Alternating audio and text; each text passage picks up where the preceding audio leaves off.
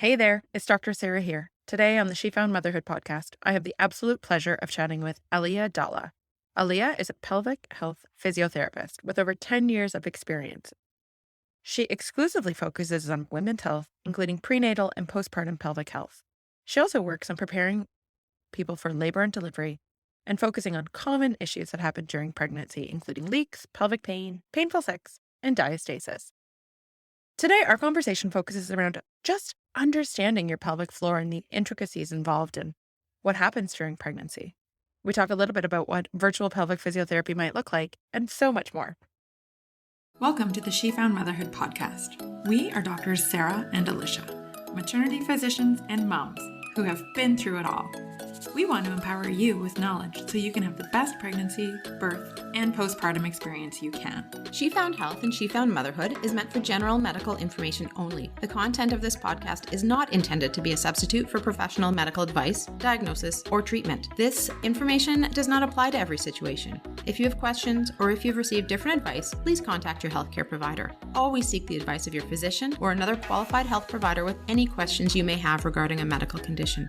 The views expressed by She Found Health and She Found Motherhood and our guests are not representative of any of the institutions with which we are affiliated. Some of our podcast episodes are sponsored so that we can keep getting great info out there to you, our listeners. We only partner with companies that we truly believe in.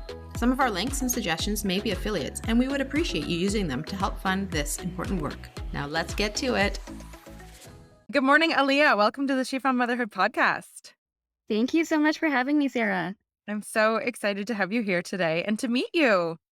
Likewise, it's nice to make these relationships like on Instagram and then have more in-depth conversations after. So I'm really happy that you invited me to be here, and I'm so happy to chat with you. Oh, me too. Oh, I'm so thrilled. And honestly, this is probably our sixth podcast around pelvic health, but I don't think we can talk about it enough, to be honest.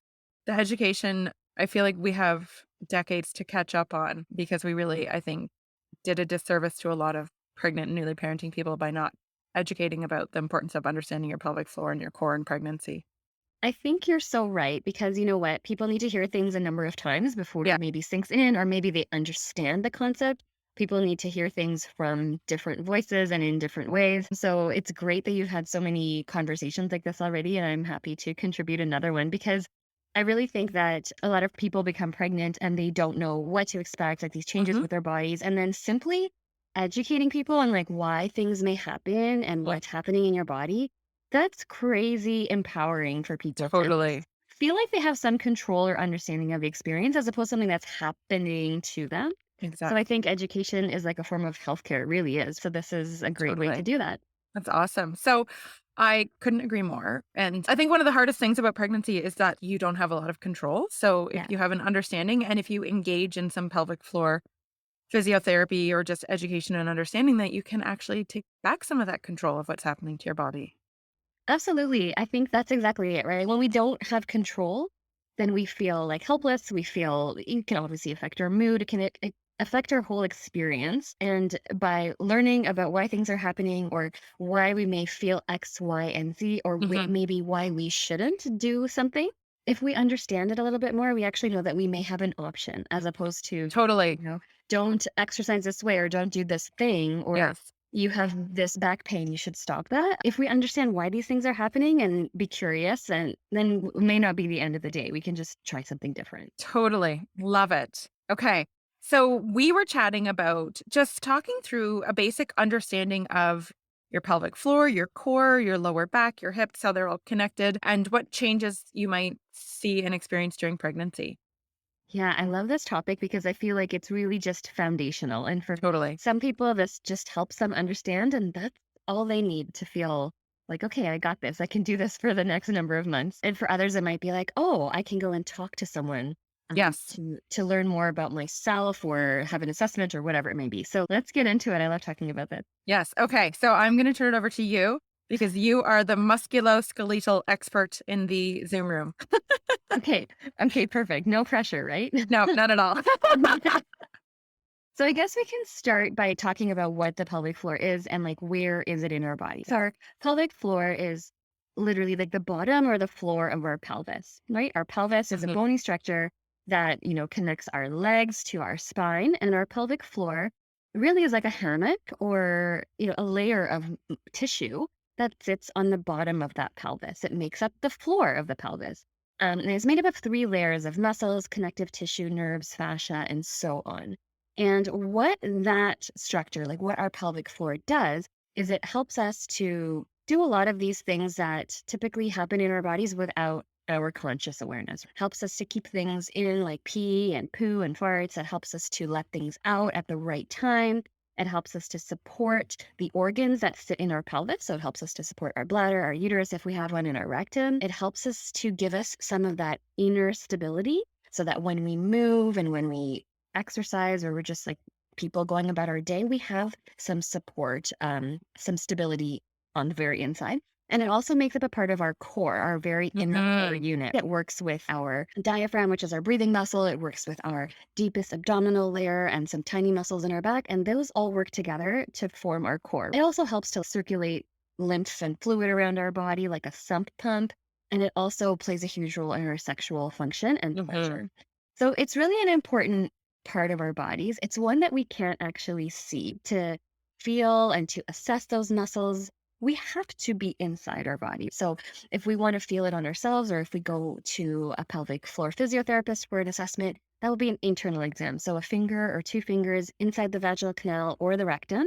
And that's how we can feel the muscles to know what they're doing. So that would be something that would be warranted if you're going in for an assessment, because maybe you have something that doesn't feel right with one of those main jobs that our pelvic floor does. Maybe you're leaking, maybe you have pelvic pain, or so on and so forth. So that is really like where it is in our body. It's there in our pelvis. It connects, if we want to get a little bit more technical, it connects at the front to our pubic bone, and it goes to the back, connects to our tailbone, and then from side to side, it connects to either sit bones or ischial tuberosities. Really just makes up the bottom of the pelvis. I wish that you guys could see me right now because I could show you a model. I know. Well, link to your Instagram, and I'm sure you've got stuff on there. Yeah, that's great. That's perfect. Yeah. So it's like a really important part of our body that we don't pay attention to until something stops working the way that we want it, the way that we want it to work. And so if you haven't ever given any thought to your pelvic floor, that's okay, because those muscles are actually supposed to work automatically. They're supposed to work in anticipation of movement or changes in pressure. So it's a good thing if things are going good and you don't even know where this part of your body is. But during pregnancy, there's a lot of changes that happen, obviously, in our body. There's huge changes to the shape of our body and the position of where and how we hold ourselves in space. When we have a growing belly, our center of gravity is changing dramatically. It's getting pulled forward, right? So that can have a ripple effect on how we may hold our body in space, like what our posture may look like. We may end up tilting our pelvis a little bit forward, more into an anterior pelvic tilt, in order to the weight of the belly will just pull us that way. Some of us adopt that posture. Some of us may tuck our bum under and flatten through that spine, and that might be more of a posterior pelvic tilt. And there's all these things that we can do with our bodies, often unintentionally, to accommodate the changes, which are happening quite rapidly if we think about it, and steadily over time. That fable about the frog that's in the pot of boiling water, he doesn't notice that the water is getting hotter because it's happening slowly. Sometimes that's what happens during pregnancy. We don't notice the changes because they're very subtle, but our pelvic floor definitely has a lot more work to do when we are pregnant. Remember, one of the jobs of those muscles is to help to support what's inside the pelvis. Now, when we're pregnant, we have the uterus obviously growing in size, and inside there we have the placenta, which is a whole new organ that our body creates. And then we have the fetus, and we have the amniotic fluid, not to mention the fact that our blood volume is increasing, our breast tissue is growing. There are so many things that are growing in our body and changing. And so our pelvic floor just simply has more weight to support. So that in itself is something that makes the rest of the jobs of the pelvic floor, keeping the pee in, can sometimes be more challenging. It's like working overtime for the same amount of money. It can be, so that's why sometimes in pregnancy, that's when we first notice that, oh, I'm peeing a little bit when I sneeze, but that's never happened to me before. So these things are super common, and it could be explained by something like that, right? Like our pelvic floor, honestly, it's just poor thing. It's just doing a lot more work. And then if we're changing our posture, which we all have to change our posture to accommodate our growing and changing body, our pelvic floor may be in a position where it's like not functioning optimally, or maybe it's not in the best alignment, if we're going to call it that. And remember, the pelvic floor just makes up one part of our inner core unit, right? So our deepest abdominal layer is called our transversus abdominis. And that is a muscle that pretty much runs from like the bottom of our ribs to the top of our pelvis and wraps all around our midsection like a corset. So when we activate or contract this muscle, we can imagine that it like cinches us like a corset. Or if you're pregnant and you're able to activate this muscle, you can feel like you're hugging your baby closer to your body. Mm. So now that muscle co-contracts or works with our pelvic floor. But during pregnancy, we know that our belly is getting bigger and bigger. So that those muscle fibers are stretching as well. It's important to think about not just what's happening in the pelvic floor, but all the things above and below it as well, because it all impacts how things go. And sometimes there's a lot of chatter out there about how don't do this exercise when you're Yeah. pregnant, like never do planks. And I Yeah. feel like all of that fear mongering can be detrimental. Do you agree? Exactly. I 100% agree. It just makes you feel like such a fragile flower and that you have no control over your body. Exactly. And that your body is like weak. Oh, don't do that. Don't Yeah, do you might hurt yourself. Yes, exactly. Yeah. And I think it's really unfortunate because, especially now in the age of social media, you can honestly find information for anything you want. And it's really hard to know what's accurate, what's evidence-based. Totally. It's really hard. It's really hard to sift through it all, even as a professional. I see these things, and if it's shiny and glittery and the font is great, my brain tells me it's true as well. So it's so tricky because I think that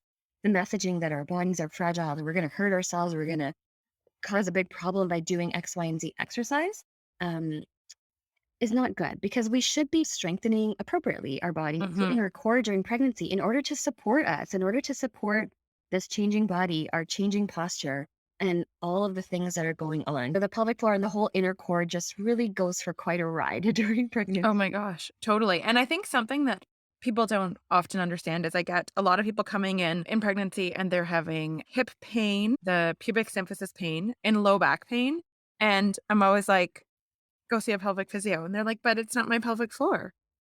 And I'm like, they will help you. And there's this, so there's this, and understandably, because we're not really taught a lot of musculoskeletal anatomy outside of a formalized sort of healthcare education. Sure. So I'm like, no, trust me, go to see a pelvic physio and they'll help you back because they're all so interconnected. For sure, because if you really think about it, like the pelvic floor is just a set of muscles that happens to be on the inside of our body, right? Yeah. So it's really just orthopedics inside your body. That's what it is. It's muscles and it's bones and it's the action of muscles.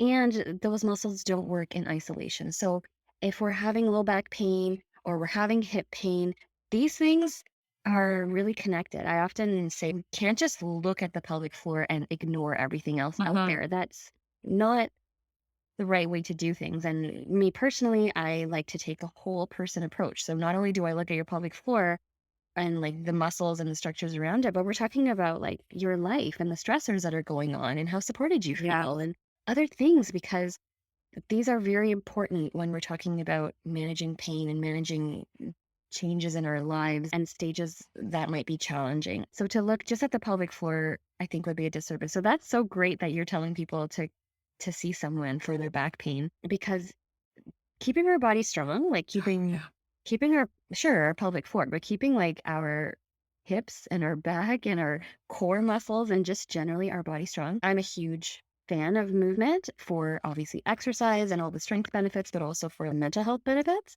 But pregnancy is like, it's a trip for your body, right? Yeah. Like I said, we're constantly changing for those 9 or 10 months. If you're not maintaining your mobility and your flexibility and your strength, like you're going to have aches and pains. Like it's going to be harder work for your whole body to manage them. Not to mention the fact that then you have to like Recover. push this baby out. Yes. And then you have to recover. Yeah. Then you have to recover your body, and you're doing physical work. Being the parent of a small child, a small baby, is physical work. So why wouldn't we train for it? Why wouldn't we at least keep our strength up? Oh, yeah. I think one of my biggest, I don't like using the words regrets, but in my pregnancy, so I was first pregnant in 2013, so pushing 10 years now. And people weren't really talking about this. And I was like a physician who looked after pregnant and postpartum people. And pelvic floor physio was for people who like, old ladies who had incontinence. And so I have had issues with running. Like I've had high hamstring pain, and I've got like TFL. Is that it? I don't know. See, more muscles than I do. And I'm just like, and it has to do with my weak glutes, because you just let them go. You're just like, oh, can't do that exercise during pregnancy. Wither away, body. That's exactly it. And you're so right. In 2013, I bet you nobody was talking about it, especially like you live in Victoria. So that's Yep. like a smaller center compared Yep. to, other bigger cities. But I Yep. live in Toronto. It's a very big, progressive city. And my son was born in 2015. So a little bit after your first child. And exactly the same. Like I had a couple of friends who had done their training in pelvic health physio, and they weren't practicing, but they had done their training, maybe one day wanting to practice. But I had been a physio at that point for 6 or 7 years. So I wasn't a new grad. I knew all about the body. That's what I do. But I really felt like, why am I so unprepared for this? Yeah, totally. Why is this a surprise?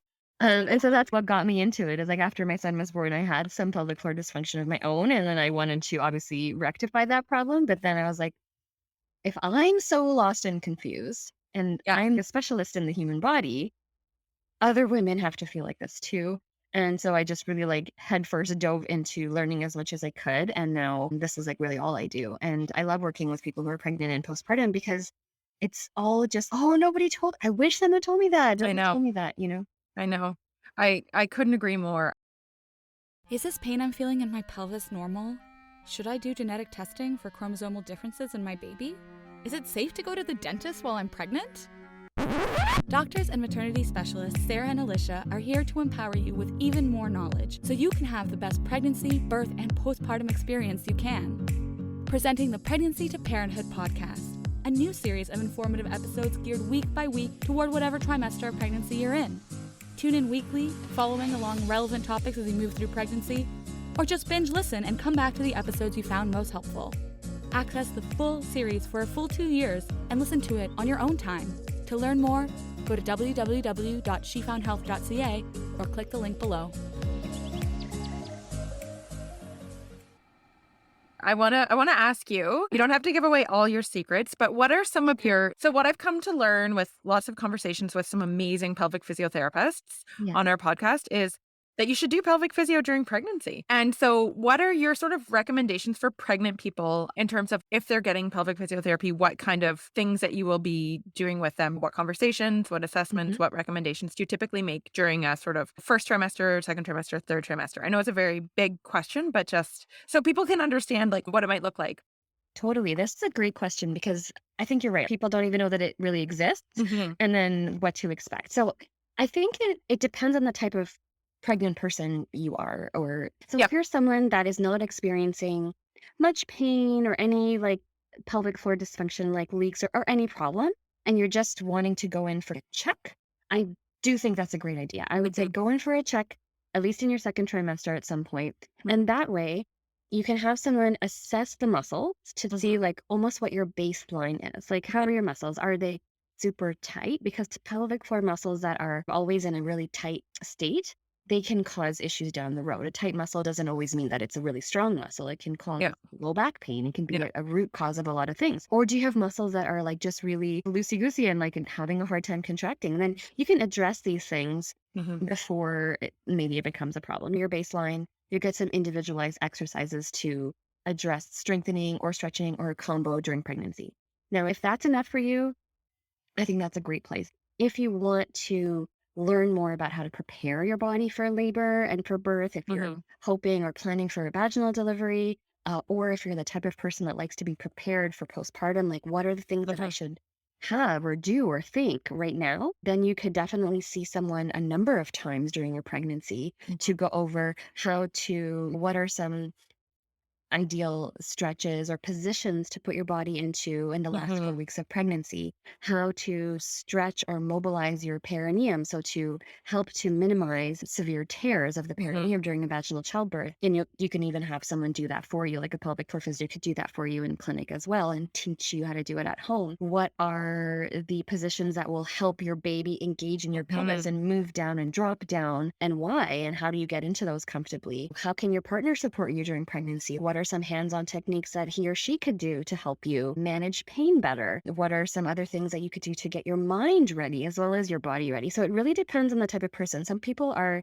some people I've worked with are like, I don't really want to know all that stuff. Yeah. That's not going to help me. That's making me Yeah. like more and more thing to do. Yeah. And that's fine. Other people are like, I need to know these things and I need to do as much as I can to protect my pelvic floor and to be in charge of the situation as much as I can. It depends. I think that there's some pelvic floor physios who don't maybe go into such detail about how to prep for birth and these types of things, but there's a lot that I think do. It just depends on experience and training and comfort level and maybe interest. But I would say for sure, get a check-in somewhere in that second trimester.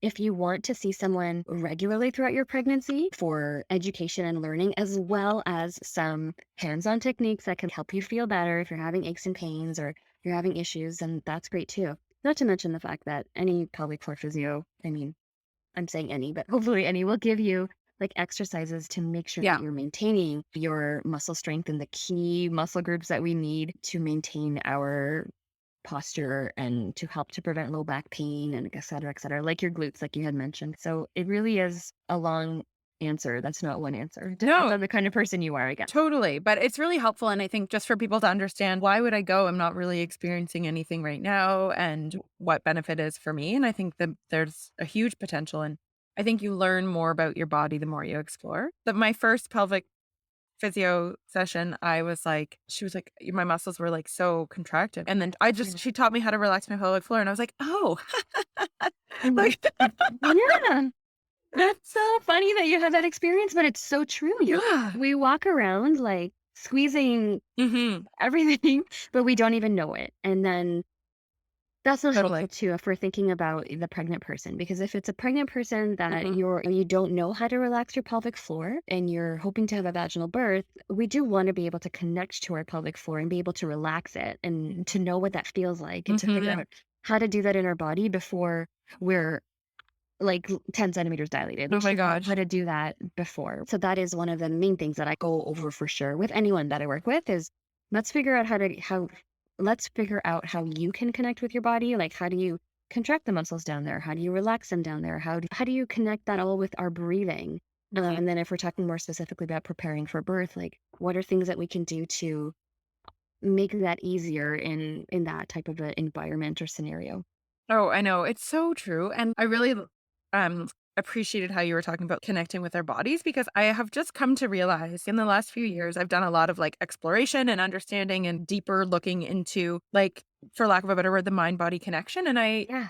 as a family doctor, I also support people through like postpartum depression, anxiety, generalized anxiety, depression. And we're so focused on like up here and pointing to my head, we forget that we have a body, and we're like, how do we connect with it? What does anxiety feel like in my body? And for you, your anxiety might feel like a super tight pelvic floor that you're just not connecting with. And then a birth experience for some people can be very anxiety inducing. So if you're just contracting and contracting, like it's not going to give you probably the best outcome that you could have if you had a better understanding of like how what your body feels like. We're just so disconnected these days. Yeah, that's so true. And it's so important that you say that because that's exactly it. Like giving birth and even the whole process of being pregnant, for some of us, it's a joy. For some of us, it's just wonderful and positive. And for others, it's not. It's a source of anxiety. It is maybe scary. I know during COVID, I've worked with many people who have just Yeah. felt like just really alone in this whole situation. It's different than what they imagined it to be Yeah. for so many reasons. To know that what's going on in our mind truly does affect the Yes. presentation of our body and can manifest different ways in our body, and learning that about ourselves, learning what we do when we're scared. I have like a small group workshop series that I run for pregnant people, and I usually hold it 3 times a year. And it's called Before Birth. And it's just like all about this type of stuff. It's education, it's learning about your own body and how to prepare. And we spend a lot of time talking about this fear, tension, kind of pain cycle that exists, like beyond our conscious awareness almost, that when we're Yeah. scared of something, we anticipate pain, then our body does things. So what does our body do? What does your body do? It might be different than mine. But oftentimes our body might tighten up out of protection, and then we're tightening up, and then the next contraction hits or whatever happens, and like we experience pain, and then it like reinforces that Yeah. fear, and we're stuck on this cycle.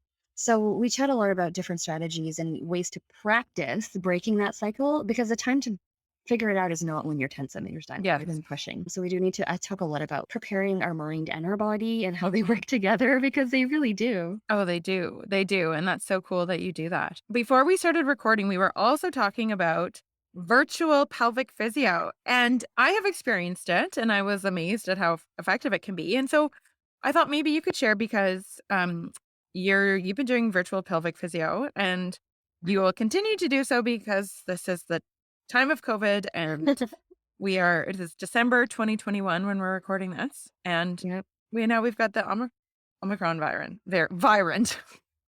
Very whatever Over it. I'm so over it. Right? So but yeah, but you can still help people virtually. And can you speak a little bit about how that works and how it can actually be really helpful for people? for sure. Yeah, we were chatting before, and I was saying that I used to work in a clinic, and then when COVID started, everything closed down, and then my son's school didn't open for ages, and I just wasn't able to go back to the clinic. And so I pivoted to being an exclusively virtual pelvic floor physio. And it's really effective. I think that firstly, it removes a lot of barriers for people to come to Yeah. an appointment, right? All you have to do is open up your laptop. Yeah. You can be in your pajamas. I don't care. You can feed your baby. I also don't care. Like, Yeah. it's so accessible for people. You're not commuting and all these things. And I think for many people, something that's not talked about too much is like the hesitancy with wanting to even go to see a pelvic floor physio because they've heard somewhere that person is going to do an internal examination. That person is going to look at them down there and put a finger inside. And firstly, if that ever happens, that would be with full consent and explanation. Yeah. But that is the way that we would assess the pelvic floor muscles. But that doesn't have to happen all the time in an in-person appointment if that's not something that you want, or maybe it's not what you need.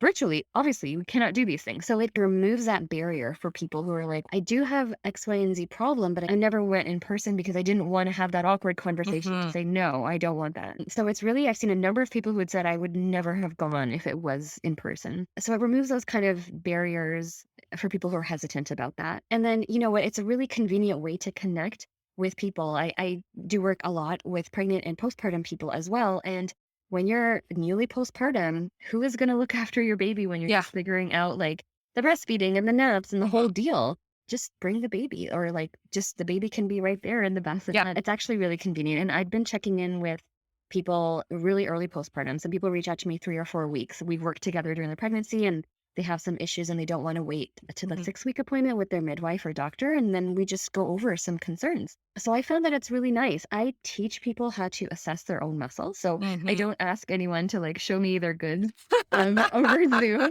I walk people through what it would look like and feel like. And I ask them to do that as part of their homework, to learn about their own body. And if they feel comfortable, to do an internal assessment, feel what your muscles are feeling. And I teach them, obviously, what to look for. And then that helps guide the rest of our treatment, because as you can imagine, if someone had a pelvic floor, like you said yours was, which was really contracted and tight and didn't even know how to relax it, how we would address issues with that would be different from someone who had a pelvic floor that had a really hard time contracting or wasn't strong. So people who work with me, they're like active participants in this treatment. They are getting information, they're giving it to me. And we are working together as a team to address their issues. So it's really wonderful. I hope one day in the future to go back to the hybrid practice. But for right now, it's really wonderful. It's really been quite fun. It's so cool. And I think it's, yet again, it's empowering because you're like the person who's the postpartum person or the pregnant person is learning to understand their body and how to control it and how to evaluate what's going on so they can better manage. Totally. And I really feel like that's my job. Like my job is I don't need my hands for my job. I don't need to make you feel better. Like you don't need me to make you feel better. You need to learn about your own body so that you can fix your own problems. I'm just going to teach you how to do that. Totally. So it's not really my jam to create some kind of codependency where like you need me. You actually you're going to be seeing me for the rest of your life. Yeah. There are like other professions that are a little bit more, there's a fostering of a little bit more of that. So this is just like really perfect for the way that I like to practice anyways. Like I want to empower you to just figure it out, but I will help you. But then you need to by the time like I discharge someone or we're no longer seeing each other regularly, you have the tools and the information. And I write like long emails to every patient after every appointment. So all the information is there. Like you have the resources and then what you do with it, that's out of my control. But Yeah. yeah, just like empowering people to understand and to be able to sort out their own stuff. Yeah. It's so great. You are in Toronto, correcto? Yeah, 'cause- How can people find you? So you can share your Instagram handle, and if you have a website, let us know. Yeah. yeah. So Instagram is the place where I spend the most time in terms of social media. So you can find me at Box Wellness Co. And then I also have a website. It's boxwellness.co. And on my website, you'll find like ways to book an appointment with me, or if you want to take a workshop, because I have workshops throughout the year, and like they're all virtual workshops. Very cool. So you, in terms of patients who can access you or people, you're in Ontario. Or what about people if they wanted to do virtually from other provinces? Are there any restrictions there? So I can see people in Ontario for physiotherapy, but Yeah. I can do like a pelvic health wellness consult and we could have a conversation if someone is not in Ontario. So it wouldn't be physiotherapy. It would be, let's just chat and Yeah. we can have a coaching or conversation that way. I can do that. Yeah. Okay, amazing. So anyone across Canada can access you. And maybe the US, question mark? If it's just coaching? Yeah. Yeah. That's a conversation. Amazing. We could do it. Yeah. Yeah. Okay, Exactly. very cool. So I will post all of that information in the show notes below so people can find you. Amazing. Thank you. Yeah, you're welcome. And thank you for chatting with me. It's been so fun. It was a great conversation. I really appreciate you asking me. And it was, hopefully we can connect again sometime soon. I would love that for sure. Okay, take good care, Leah. You too. Bye. Bye. Thanks for listening. Make sure to check out our website at www.shefoundhealth.ca and to sign up for our community for weekly bump blasts. Make sure to check us out on Instagram or Facebook at she.found.motherhood and head on over to your favorite podcast app and leave a review and a 5-star rating. If you enjoyed this podcast, take a pic of yourself listening to it and share it on social. Make sure to tag us on it so we know to keep making them.